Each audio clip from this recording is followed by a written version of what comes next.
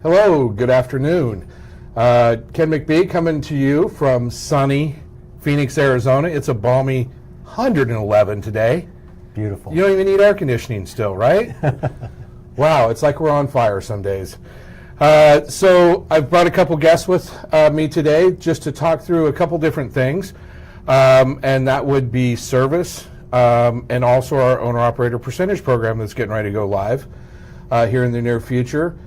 Again, if you have comments or questions, drop them in the chat. We will try to answer as many as we can during this session. And then also, if there's other things that you would like us to have lives for, or questions people you'd like for us to bring to the table here for you to talk to, let us know in the chat too, and we'll work through those and get people brought in. So, start out today with Pete. Pete, can you introduce yourself? Good afternoon. Pete Tkalski, Senior Vice President of Customer Accounts. Hey, and I'm Brett Stewart. I'm the Vice President of the Owner-Operator Division. Happy to be here.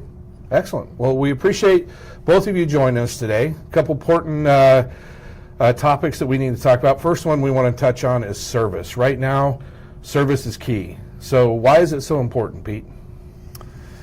Well, obviously we're here to serve our customers, and our customers have very specific needs, very defined needs that they're trying to support their customers, and they're counting on specific delivery dates and times, and when to expect that. So the role that we play is supporting them, helping to solve the challenges and support their business. So on-time pickup, on-time delivery are crucial, and really at the core level, that's what we provide our customers. And right now, more than ever, it is crucial. Freight market's tightened up a little bit over the last few years. Really, service is what differentiates us between our competitors. We're all pretty close in price, so really, service is key.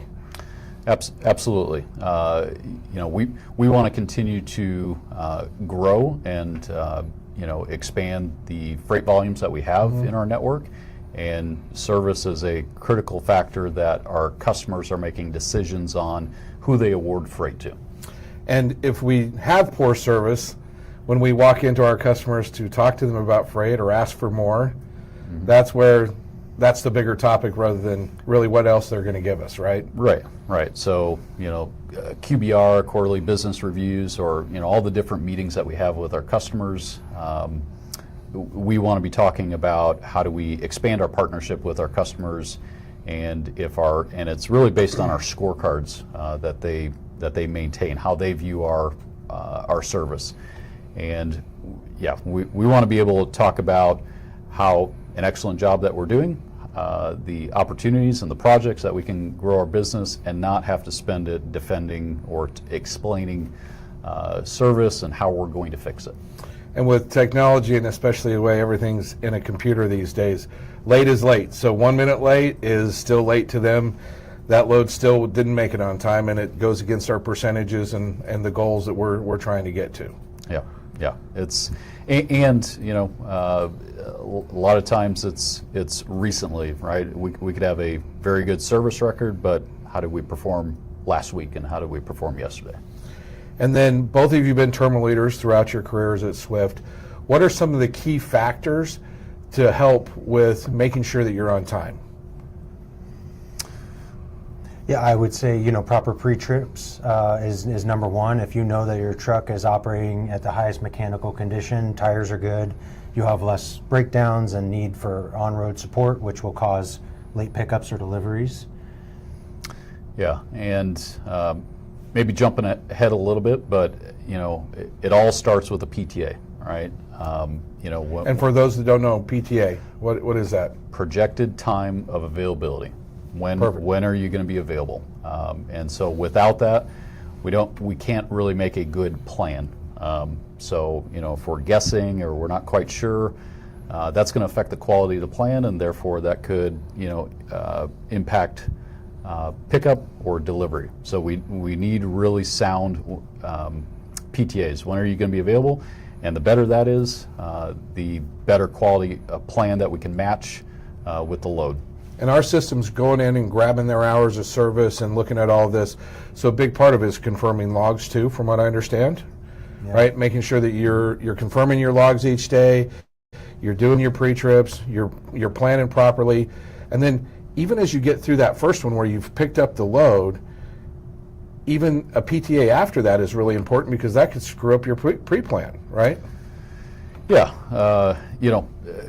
let's look at the P. It's projected, right? And so we know that in this business, things happen, right? You could have a plan, and maybe the shipper takes longer to load you than what you anticipated, or maybe you run into construction, or maybe there's a maintenance issue, or any number of things that can happen out on the road. So that, if you're going to take a load from point A to point B, and you estimate that your PTA is going to be 1,400 on Tuesday, if things change along the way, we need a good update because then that'll affect how we're matching the next load. Definitely, and we're working harder than ever. I've been here 18 years, and as we work through this is one of the hottest topics because a lot of technology this is the base that starts it all, that PTA. And we're doing some upgrades in our system right now that I can tell you that we will start looking a little more intuitively as far as, hey, Atlanta, we can't dispatch you at 50 miles an hour across the city between 3 and 7 p.m. because it's just not possible, right? Traffic's that bad. So it'll measure that down. Or we're starting to look at more driver behaviors. I would say in the next 90 days, you'll start to see a driver profile, how that's going to get to you, or we'll do it through your driver leader. We're working on that right now to say, no, I don't want to drive overnight. Or, hey, I drive 8.5-hour days, so therefore dispatch me at that. Or, hey, I'll run split shifts. So with technology, we're getting a lot more efficient, and it's coming throughout this year that you'll see that these PTAs and ETAs are even dialed in better off our driver behaviors and things like that. So as far as the ETA, that goes with the PTA, so that's the estimated time of arrival. And we're seeing that this is just like using any mapping software. You get held up in traffic, you could run later and later, right? So we're making some of those changes right now, Brett, in the system from time to time when we see the difference. Yeah. Can you kind of walk us through some of that? Oh yeah, for sure. So things happen along the way, as Ken was mentioning. You could have had an ETA of 2 hours from now, but then got stuck in rush hour traffic. That traffic leads into a few hours beyond that ETA. But we're still needing to understand when are you projected to be available so that we can plan, or the system can help us plan you on the next load. And so I think it's just really critical to be really focused on your ETA and PTA, be communicating with your driver leader, your owner-op consultant, and using your onboard computer to help us with those updates as well. And that's going to allow us to notify our customer on what's going on, along with planning you on the load out. And kind of matching up to what he was saying about the profile, if you were going to deliver tonight at 6 p.m. and you stated that, well, you don't really like to drive at night, we would then be able to plan you for first thing in the morning when you do prefer to drive. So I think, partnering with technology and the things that are out there today will help us help you run more efficiently and provide more opportunities to you. And get you on the loads that you want, right? Or, hey, sometimes if you don't want to drive at night because that messes up your circadian rhythm, right? Because that's when you're supposed to be sleeping. That there's some drivers that like to do that. There's some drivers that don't. So not dispatching them on the loads that are like that. Yeah. So lots of good stuff coming. As far as our customers, are you seeing a little bit of life in the market? I feel like right now. Yeah. We just closed out Q2, and May, June typically are a little busier with beverage and produce season, end of quarter activities, and we did start to see some different projects and opportunities to close out the quarter as we go into July. First full week after the holiday. We've seen decent volumes going in, and we're looking forward to continuing what we saw in June, moving into the third quarter. And we've talked about some of the freight mixes change. So in the past, you maybe ran certain loops or areas, but to broaden your horizon a little bit more, accept some other areas. We're not saying that, hey, you got to go clear the East Coast if that's not what you do, but if you ran below I-70, maybe you try a little bit above, right? Just broaden your horizons because the freight mix is changing a little bit, right? Yeah, just cast a wider net, right? The more options that you make yourself available to, the more opportunities you have, and that'll help from a mile standpoint. Perfect. Well, I see some comments already coming in. People are really wanting to talk about this load board, Brett. So we've been working on the load board. We've had it since 24. One of the questions I see on here is, when are we going to start seeing more loads on the load board? And I think something happened this week that added more to that, right? So can you tell us about it? Absolutely, excited to, yeah. So we did launch, we've connected with our partner Swift Logistics and some of the freight that they have in their network. There was a horizon where it would only allow a certain time period, I believe it was 24 to 48 hours, for those loads to be displayed on the load board. We've extended that now to 4 days, so there's more freight coming from that line of business to help us support the loads on the load board. And we're also partnering with some other companies I'm hoping to be able to announce here by the end of the year to help us increase the number of loads on the load board, because we hear you. We want to give the people what they want, and more freight opportunities is what you're asking for. So, but as this week, we did see substantially more loads go on there once we made some of those changes, and we're building from the ground up. How do they get on the load board if they're not using it? Yeah, great question. SwiftLoadboard.com. You would sign in with your driver code and then your password. If you need help with your password or can't remember that, please reach out to your support team at the terminal, and we can help you either reset that or maybe remind you what it might be. So, but yeah, if you have not used that, and I believe the last time we looked, we were only seeing about 70% usage, where owners were logging in and taking a load or two. Spoke with a very experienced owner just the other day, and he says he averages almost 3,000 miles a week and is just solely using the load board. So I asked him, well, what's the secret sauce? And kind of to Pete's point, he just says, I see a good load in the area, I take it and I go. So for those that maybe are kind of focusing in on, this is what I like to do, I would just again encourage, to Pete's point, and even to this owner, his name's John, just say yes to a little bit. Get out and expand that horizon. What you're going to find in some of these areas is there's a big pocket of capacity of drivers that do only want to run from Florida to Texas and back. So it's a limited amount of freight to start with, and there are a lot of folks wanting that same lane. So just think about expanding, looking at that map and seeing what else is available for you. So Wayne's asking, why not open the load board so that we can self-dispatch? I personally don't like someone planning me. I think the main thing we're doing right now is there's some guardrails to make sure that it all flows right? Is that? Yeah. Otherwise, they can self-dispatch. I was going to say, you can self-dispatch. You can literally go in and book loads however you feel to do so. That matches your hours of service. Naturally, we want you to service the freight that you're accepting. We're in the service business, and so is our owner-operators. So I'm kind of confused as far as, absolutely, go ahead and dispatch all. Like I mentioned with John, he doesn't call in and get planned manually from anyone. He does all his own. And I think maybe that might be, as we are learning and putting more in there, sometimes there's a few minute delay as the load's getting put on them. Yeah. And that's all being automated, but I think we're stepping in that lightly just to make sure it all flows right. True, yeah. So that may be what you're seeing. If not, feel free, you can call Brett here at the corporate office and he can walk you through it. Yeah. Pup and Trucking Adventures is asking, will owners in flatbed be able to take advantage of this? Not currently. We hope to in the future look at that line of business, but as it stands today, we don't have owner-operators in flatbed on the load board or for the percent of market pay that's coming up.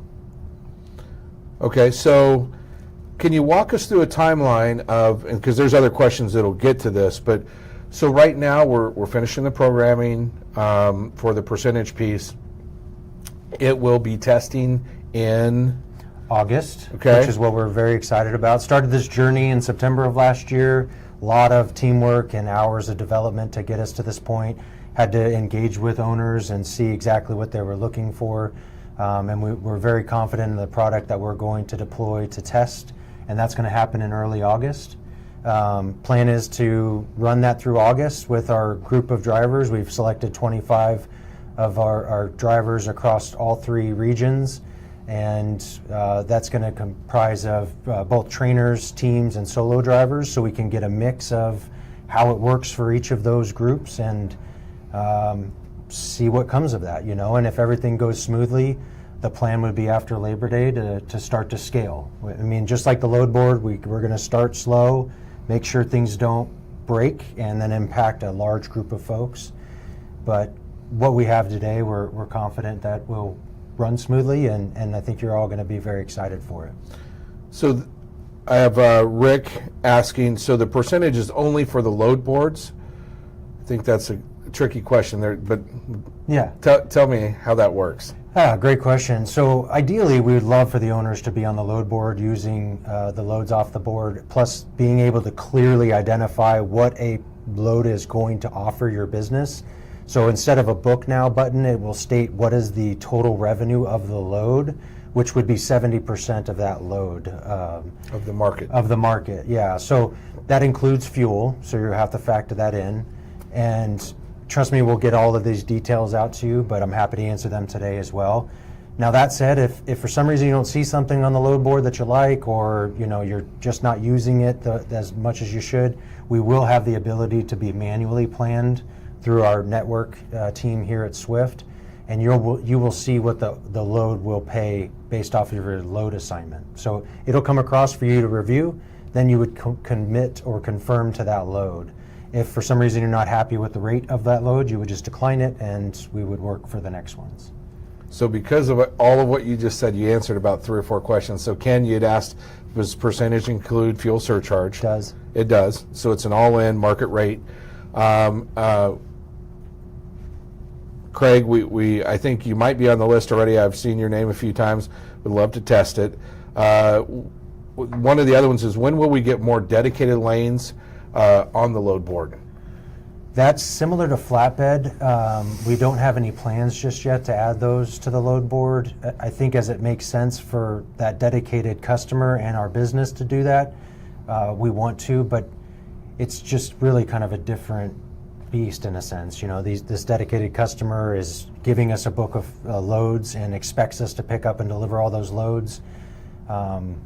So it's just something that we haven't tested just yet. And sometimes, the billing you got to make sure it's all encompassed so it reads it right. It's not as simple as it seems. Yeah. It's something even like giving company drivers a T-shirt. I thought, how hard can that be? Yeah. It gets complicated when you're talking 12,000 people, right? It does, yes. So the market percentage rate is 70%. perfect. So Greg, that's you. Well, this is a question that comes in. Will company drivers ever have this option? Don't think, Pablo, that we've really thought through a company driver, because it's a percentage of the revenue of the market. So you're paid by the mile. So that, I don't know that applies. All right. It looks like we've hit most of the comments. Overall, we're excited about a lot of changes coming within the system. We should be finalizing all the geotab stuff this month, so that project should be done. If you're a few of the straggler trucks, just know they're looking to get it in and get that done by the end of the month. Lots of good stuff coming. We're trying to work on things that make us better, faster, quicker, serve you better. Yeah. And is there anything else that you guys have that you want to touch on? I just kind of want to be clear too, so that people aren't coming in this with kind of false pretense here. As I mentioned, we're testing in August. If you're out there and you're kind of waiting on the sidelines to come into Swift, this is what you've been waiting for. I want to say is we'd love to have you sooner than later, but you can keep waiting if you like, because we're talking about October, we're saying fall. Before, we're going to focus on our folks that have been here as independent contractors at Swift today, and then we're going to add external owner-operators down the road. So if that's the reason you're waiting, I just want to be transparent. Like, we are still in testing. We're going to slowly allow this for our independent contractors that are with us today, and then we're going to be marketing to the external owner-operator. And we've used the term market rate, and I wanted to define what that is. So what this is not is this isn't 70% of Swift's contracted rates. And the reason that that's not the way that is because we contract with customers normally, Pete, for what, a year to 2 or 3 year term, generally speaking? Generally a year. Yeah, generally a year or so. So what the owner-operator's been asking for is when freight increases, the demand increases, the spot market increases, and I want a piece of that. So by giving you a contract rate that is really locked in for a year, you're not going to get an opportunity to see a higher revenue potential by sticking with the contracted rate. So there's more, to it, but that's the simple way. We use our external third-party indexes and both of our internal data to understand what are these loads as a whole pay, what is that market, and we have a lot of data to look at. But we're still very transparent. You see it right from the beginning. You can make a business decision at that point. Yeah. And the great thing is you're right, it does go up. I've seen already loads that we're testing that we would possibly even pay more. Absolutely. Than what we're billing, but the data shows that we're here to make sure that we keep everybody whole. Yeah. Including ourselves. So. Yeah, another example I would say is just, those owners that like to run out of Florida, I don't know if you'd like to see 70% of what we get paid out of Florida, because trust me, your rate per mile is probably a lot more than that. So I think using a market and being able to share with you all how markets operate, where head haul markets are, it's going to provide the opportunity for you to start looking at quasi-dedicated lanes that keep you home or more predictable time from home, and maybe change our mindset a little bit about this long haul trucking. I need 3,000 miles a week. Well, if you start looking at percentage pay and looking at what these loads can offer your business, you may decide that I don't need to run 3,000 miles. 200, 250 mile loads are okay, right? Plenty. Yeah. And Pete, the market or the shipping lanes have changed. We used to have these long 2,000 mile loads. Can you kind of tell us where some of the customers' approaches to shipping these days?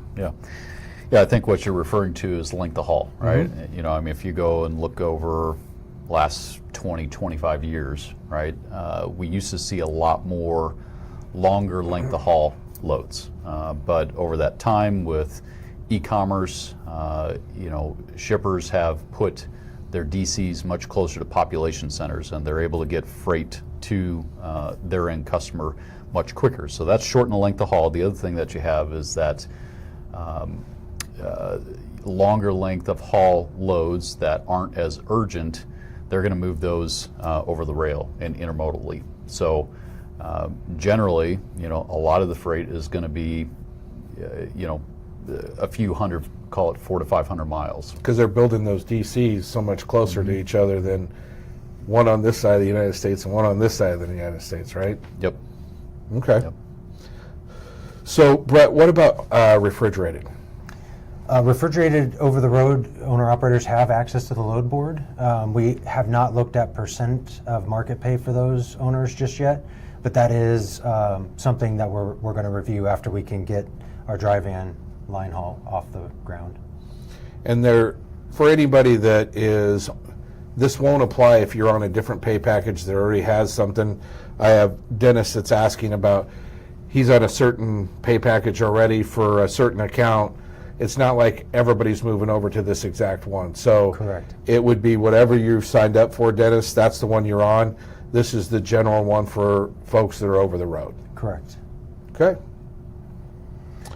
Yeah, and I think the last thing for me was just to give a shout out to all of our men and women out there that have served. 4th of July to me is every day. Just can't thank you all enough for all that you've done for our country, for our families. Many of you are driving for us today and working in the office.